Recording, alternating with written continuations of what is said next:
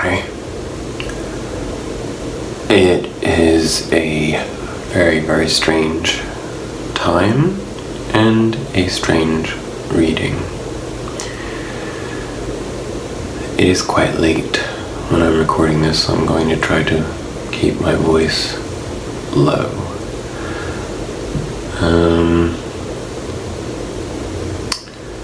Chiron turned direct today after being retrograde for some time, and Chiron is the asteroid representing the wounded healer, and Chiron is in Aries. As we may remember, Chiron moved out of Pisces into Aries earlier this year, indicating a brand new chapter karmically in terms of how we experience our hurt, our inner pain and turmoil, the narrative that we tell about ourselves.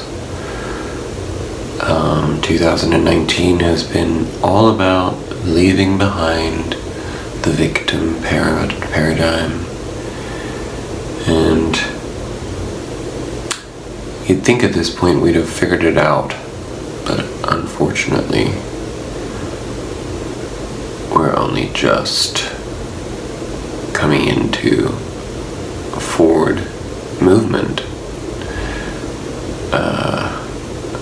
as when any planet or galactic object goes retrograde, it revisits the degrees that it has already advanced through.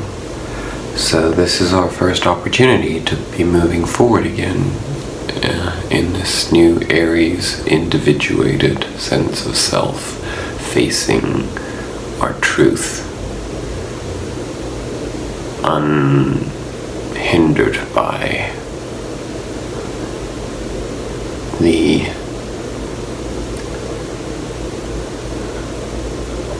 dark roots that we once thought anchored us in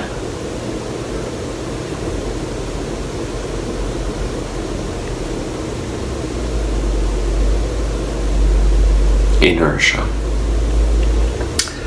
Anyway, I'm sorry to be so heavy, but today was a heavy day. Energetically, I felt it all day long, and the cards have a tale to tell. So let's get started with our Spirit Animal Oracle card. And this week we got Groundhog Spirit, number 31, time to let go.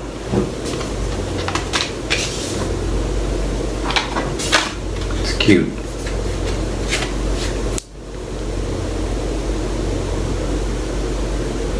I think I kind of felt like that today.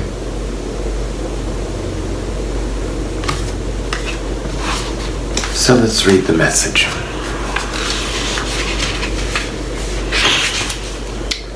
The Oracle message of Groundhog Spirit for us at this time for the week ahead is: endings lead to beginnings, and death is a part of life.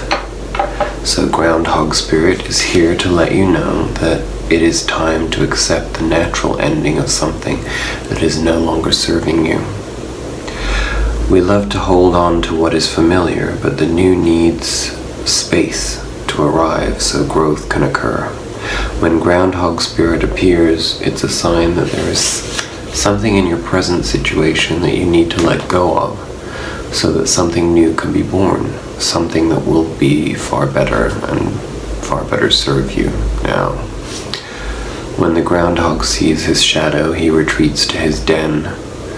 So too might you yearn for a little more time to say goodbye and transition into the new.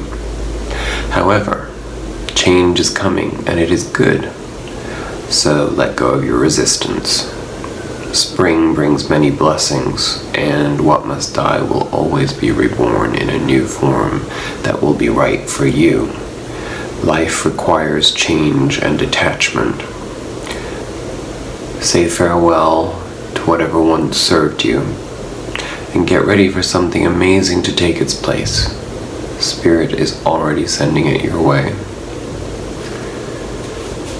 Our protection message for those of us who are going through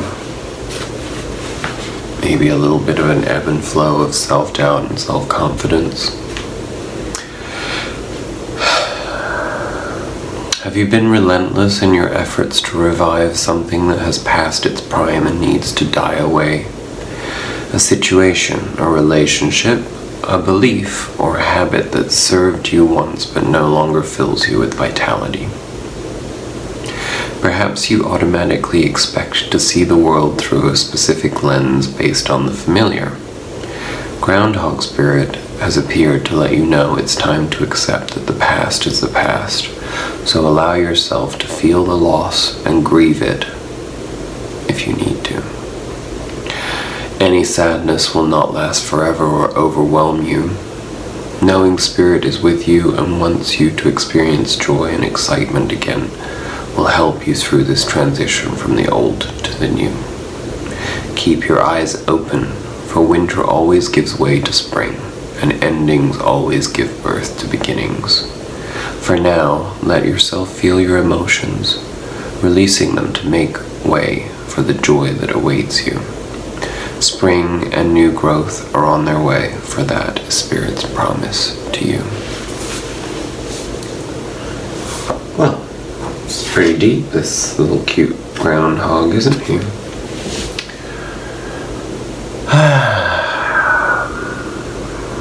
Take it in.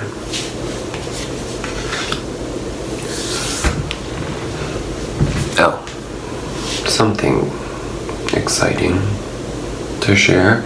I have a new deck. It is the Botticelli Tarot, and the cards are really beautiful and quite powerful too. And it's amazing. Each deck kind of has its own personality, and so I will be showing you these cards, and you will be able to see how gorgeously illustrated they are and how different some of their picture depictions are to the decks we've been used to, in my readings anyway. So, our underlying energy, I'll tell you something. I pulled this reading 2.5 times, and this card came out every time as the underlying energy of the reading, so, and I still actually don't understand what it's trying to tell us, but anyway. It's the 9 of Pentacles.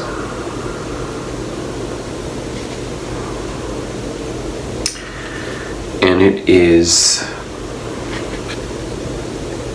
clarified by the 3 of Cups.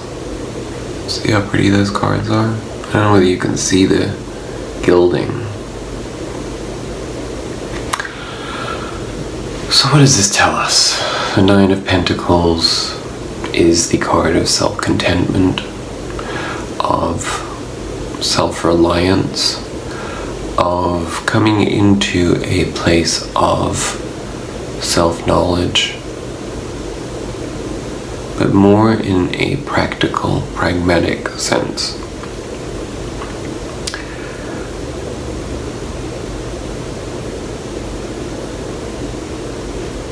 It's essentially, in this case, I believe, because of its clarification, telling us that we are perhaps, in our attempts to better understand ourselves, spending a little bit too much time in this vibe of self-contentment. I believe in our last reading we had this emphasis that we needed to get out and be a part of the outside world and allow things to come to us. Well, maybe you haven't been doing that. And you're a little bit too comfortable with yourself and your own company. You're not doing the work to communicate with the world around you. You have, well, the Three of Cups tells us that we need to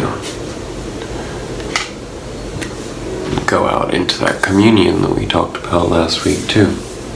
So it's interesting that those came up because they were really the summary of last week's reading. So, have you been challenging yourself? Or are you in your comfort zone? Away from it all.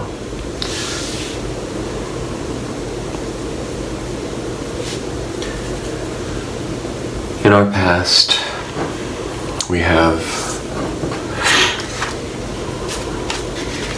the Nine of Wands, clarified by the Knave of Swords. That's the Page of Swords or the Princess, depending on the deck that you have. And the Nine of Wands is a battle-weary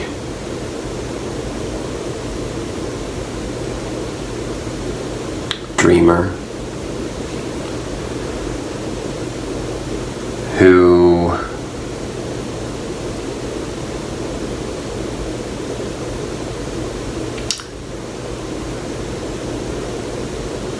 is having a hard time finding the strength to push forward.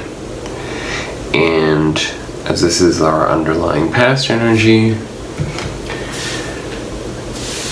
the Knave of Swords as the clarifier is telling me that we have we've had the kernel of the idea to develop and move forward, sort of like a baby mantra within us, but we've been tired and run down and short-fused, and therefore we haven't been able to properly grow that kernel into a fully fledged philosophy. The story continues, and I tried pulling a clarifier for this, it refused, so it speaks for itself. It is the beautiful High Priestess. So what does that tell us? The only way for us to grow that kernel has been by spending time developing our inner spiritual knowledge, self-knowing, and acceptance of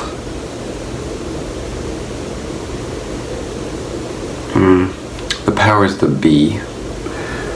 When I say that, I don't mean that in the hierarchical sense, but more in the idea of what is unseen.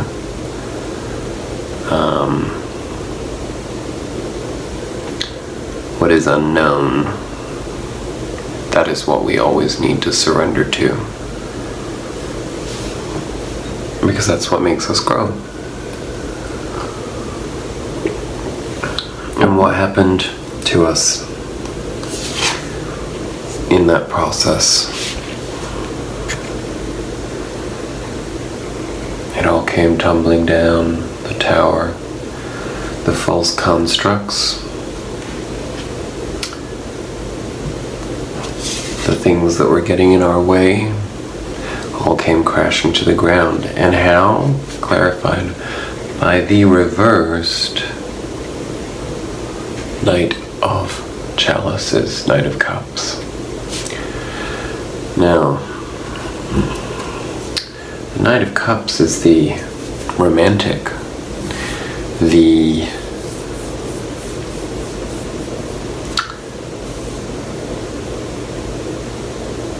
Knights are the fastest moving cards, and the Cups are the emotions. So,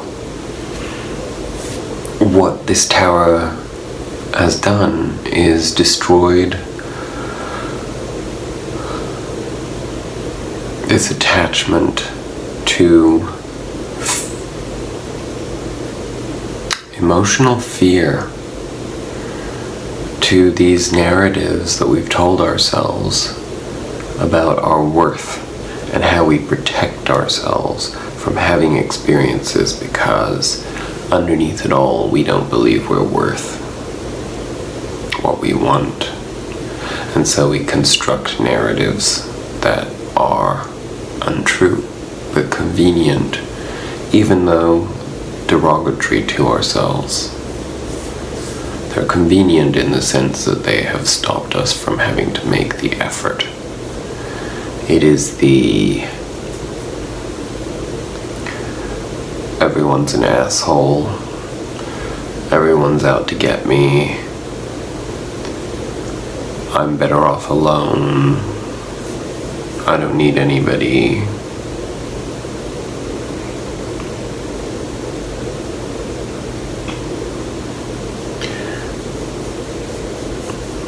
Whatever it is for you, it's gone. You might not be feeling very good about that because you might not have figured out what to put in its place. But the universe has come along and taken that crutch from out of your realm of gravity. Gone. So in the present, what do we have? The Knight of Wands. And the Knight of Wands was clarified by the reversed Five of Pentacles. So that is the poverty consciousness card. That is the card of lack. And because it's reversed, and because we have this swift Knight of Wands, in our present, what we're being told to do is to have fun, to let go, to stop listening to all of those negative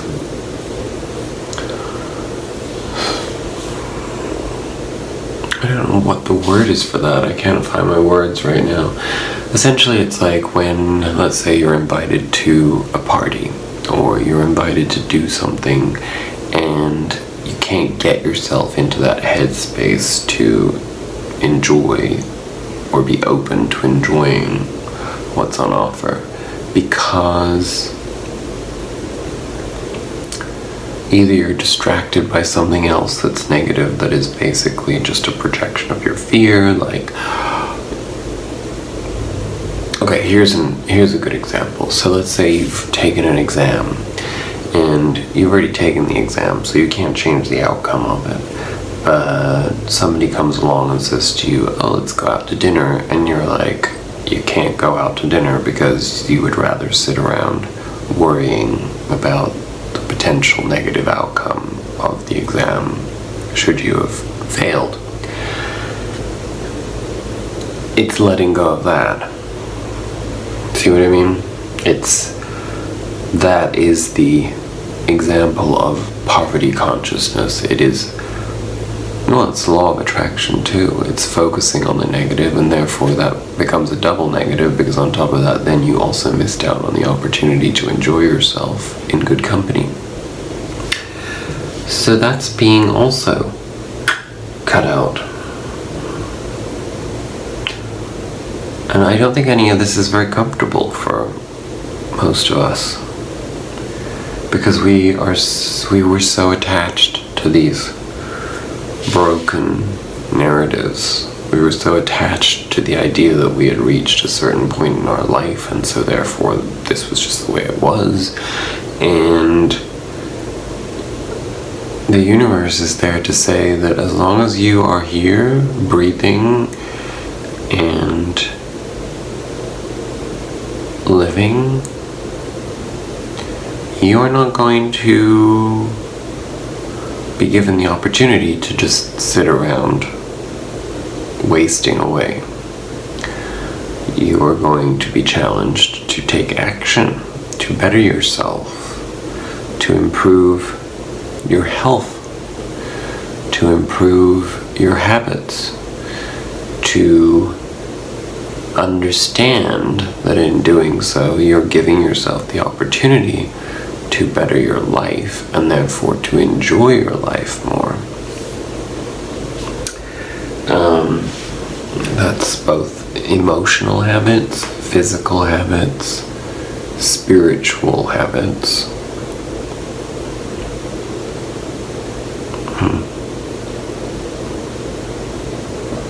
And how are we going to do this? With strength. Because strength is there to get us out of the Two of Swords.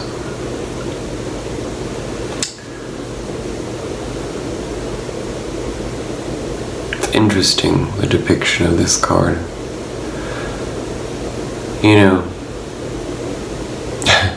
the Two of Swords is usually the blindfolded choice. It's the idea of having to make a decision, an uninformed decision, and the fear and trepidation that comes with that.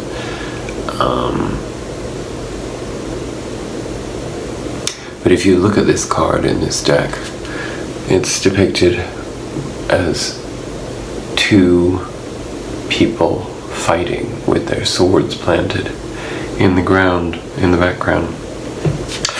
So they're wasting their time. So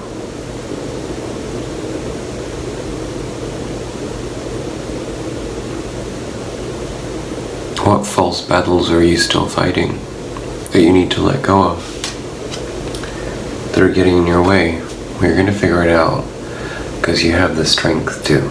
But strength doesn't come from beating other people. It comes from beating our own inner demons. Growing up. Stepping up to the plate. Facing ourselves and our ugly shortcomings. There's nothing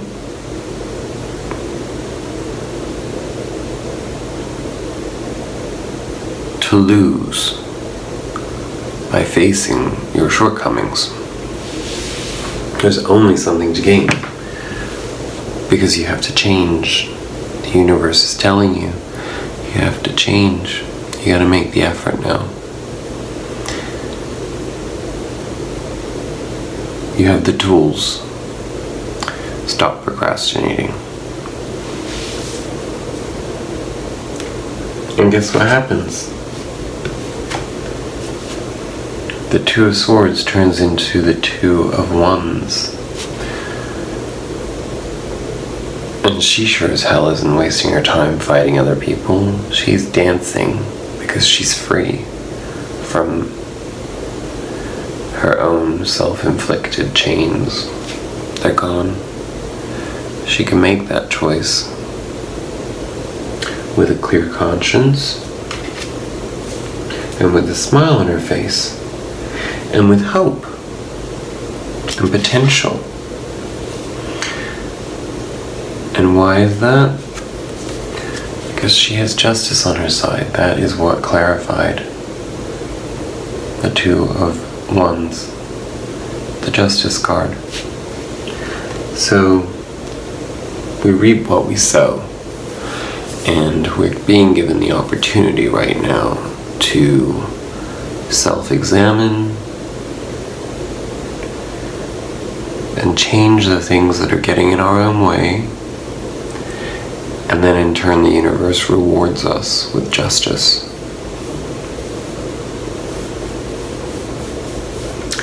In the future,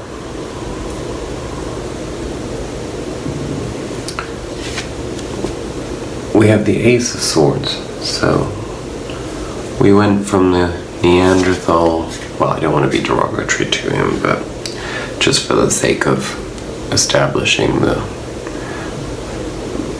giant stride, we went from the Page of Swords to now going into the Ace of Swords. That is knowing our truth. That is embodying our identity. That is having so much self-knowledge that lying to ourselves makes no sense any longer.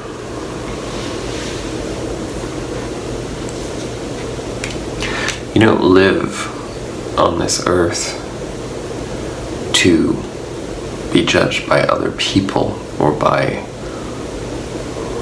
rules and laws that other people make.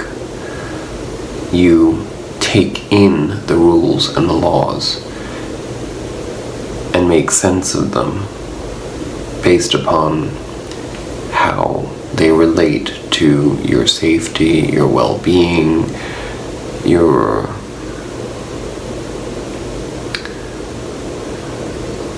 decency, your morality, your spirituality. Because laws are not necessarily just decided by stupid human being courts. We're talking like universal law here.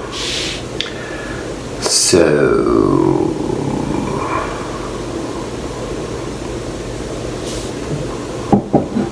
what's getting in the way of that we have to confront in the near future, which I already am feeling. So if you are, sorry. It's not easy. Nine of Swords.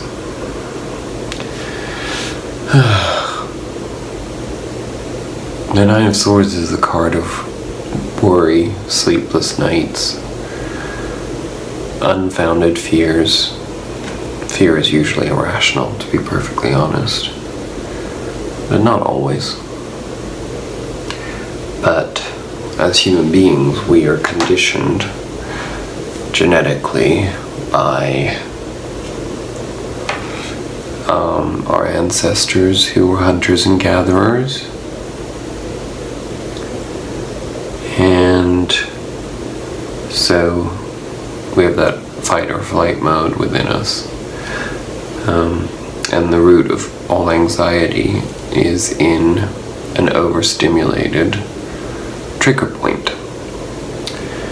And, you know, when we face our truth, it means we have to let go of the things that we've been hiding from, which means that we have to face our fears that we've probably been trying to ignore. So, could be fear of illness, fear of death, fear of success, fear of change,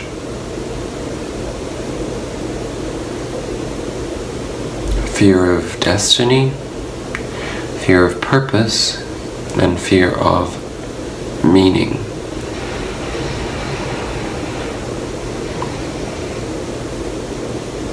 In this card, in this deck, how does she deal with her fears? She prays.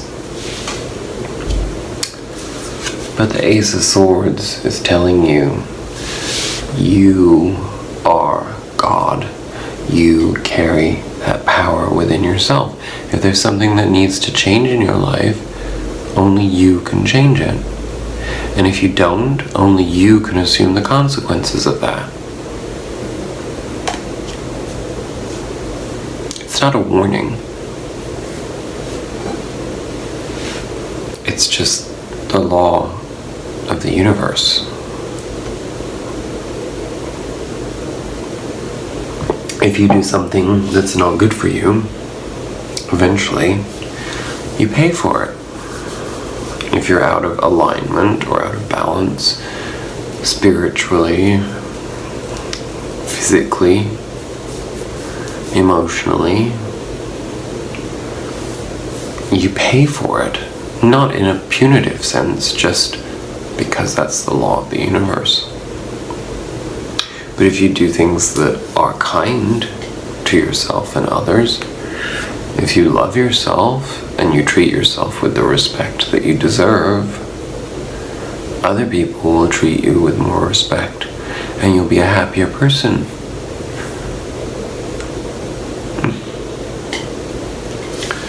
If only we could take that in a pill form. Wouldn't that be easy? Because it's hard work to face ourselves and to stop telling ourselves that things are okay that just aren't. Just stop doing it. Stop destroying yourself. Life is really precious. That's the message.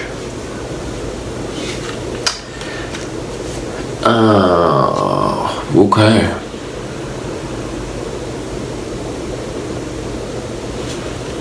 Then we got the Nine of Swords. The Knight of Swords, sorry. I'm still focused on that Nine of Swords. See, ugh, I can't get it out of my head. But we're going to remember that Ace of Swords tells us you are stronger. Let it go. Let go of the fear. Face the truth. Take action. The Knight of Swords is the action card. It's knowing and then doing. You have all the strength there. And it was clarified by the Eight of Wands, which is the card of communication and card of messages, the card of divine messages. In other words, we're getting some wake-up calls in the near future. And don't be all scared and freaked out. The wake-up calls are probably already there. You're probably already getting a bunch of messages about yourself that you need to change things. And it's up to you whether or not you listen to them. But usually, what happens is the messages just get louder and louder the more we kick the can down the road. The good news is that the Knight of Swords pretty much guarantees that we'll get there. And so, does our outcome in the future, which is the Judgment card. It's pretty beautiful in this deck. I mean, some might find it a little morbid to see people being resurrected from coffins or coming out of the earth. But this is the angel Gabriel and the troubadours. Is that what they're called? I don't know.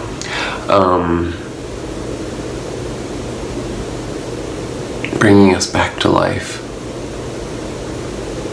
Resurrecting us.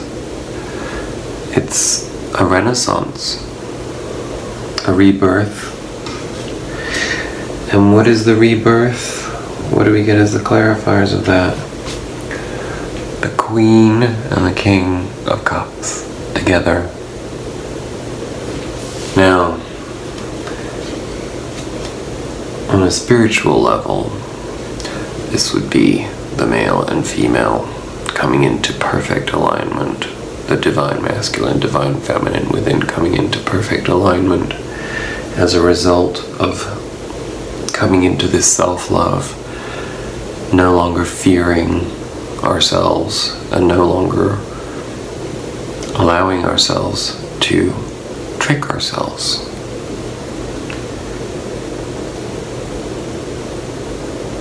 But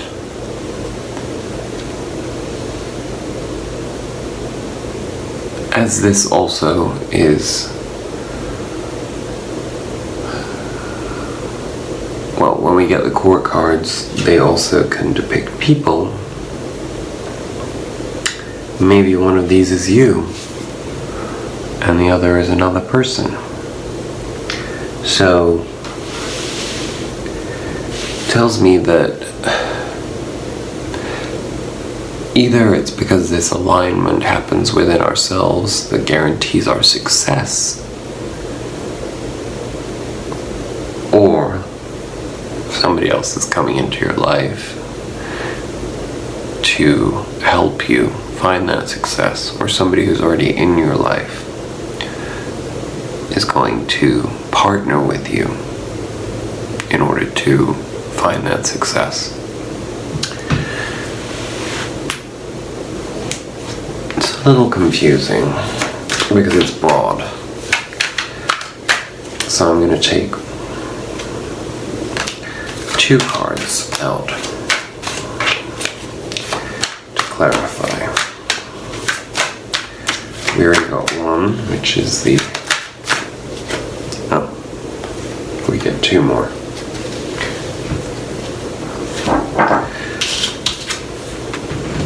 The 2 of Cups. Look out, because soul unions abound. We're done with the karmic cycle. Reminder of that. Oh, and the 9 of Cups comes into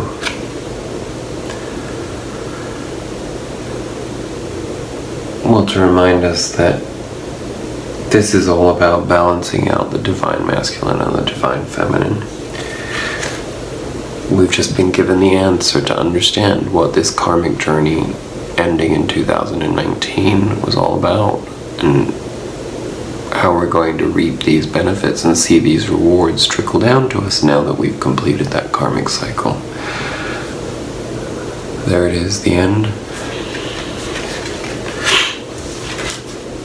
And we get that renaissance emotionally. This whole thing, this whole reading is about letting go once and for all of the hurt, all of the behaviors that we have formed in our lives as a result of hurt. It's big. So, I feel reassured because when I first pulled these cards, several hours ago I might add, because I had a few hours in between time to do other things, I was really disturbed by the reading when I first saw it. Probably because I wasn't really feeling, I was in that 9 of Swords energy.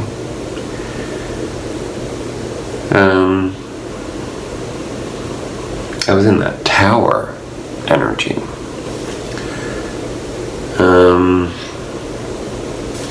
But the Tower energy,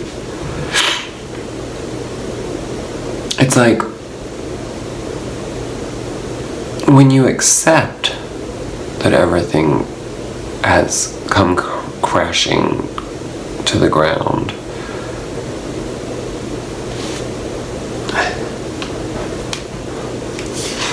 you accept that it had to happen because that tower wasn't right. The foundations were shitty. That Knight of Cups in reverse was telling us that we were stuck emotionally. And the universe came in to break all of that down so that we could stop being stuck. We've been unstuck.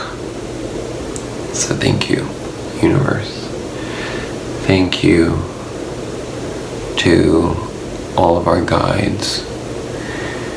And may they continue to show you the way. All you have to do is ask. I wish you a fantastic week ahead.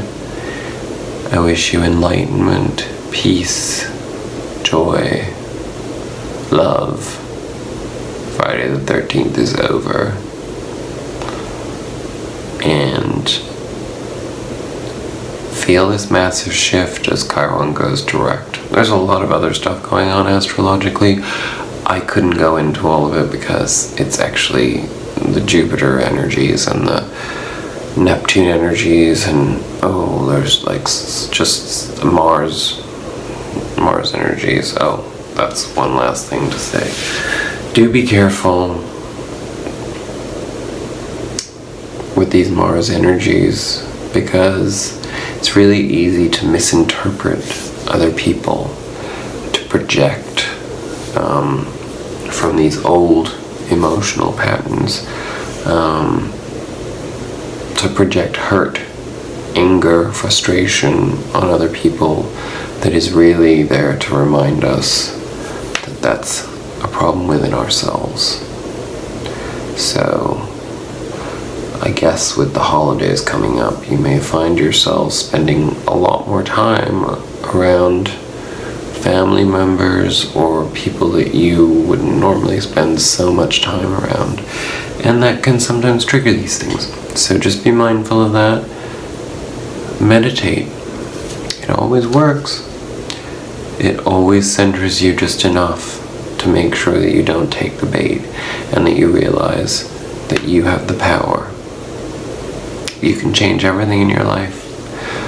All those bad habits, you can break them. You're the only person standing in your own way. And the universe is telling you right now that it is there to help you. It will make your changes successful. That's it. Have a great week.